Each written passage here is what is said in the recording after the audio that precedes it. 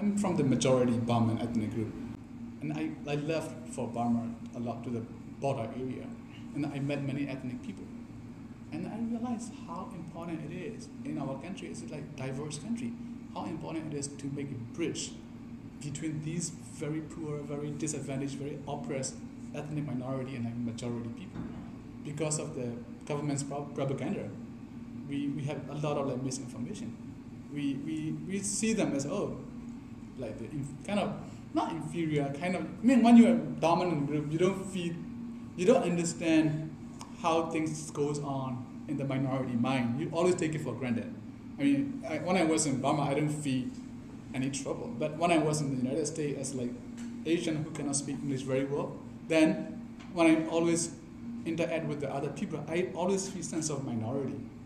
That feeling I now understand, but back in home I do not understand. So my point is, being a movement not only for democracy but also for, I think, this the ethnic right, minority right, I really am not passionate about. Mira, creo que lo más importante, y sí deseo destacar esto, de la Constitución del 91, y es la Constitución del 91 fue el producto de un consenso entre desiguales. No fue el producto de una arrolladora mayoría que invisibilizó o aplastó a una minoría. Ahí se sentaron mayorías y minorías, se sentaron a discutir, se sentaron a pactar, se sentaron a llegar a consensos. Y entonces esa Constitución del 91, con todo lo bueno pero también con los defectos que pueda tener, es el resultado de una concertación nacional y no es el resultado de mayorías imponiéndose sobre minorías.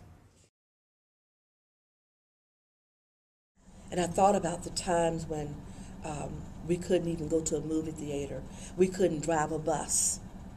No policemen, no black firemen, no black, we won't even talk about the political officials. So all of these things really started making children wake up. It made their parents wake up to say, it is time. So when they got to the mass meetings and realized that the teachings were of God, because we did nothing before prayer and we did nothing after prayer but do what we were led to do. So that really just started making the children come out. And I just couldn't believe how many ended up coming out in the very end, which we know there were thousands of children. And I compare those thousands to the maybe 10 when I attended my first mass meeting. I knew that we were on the right track. We were on the right road.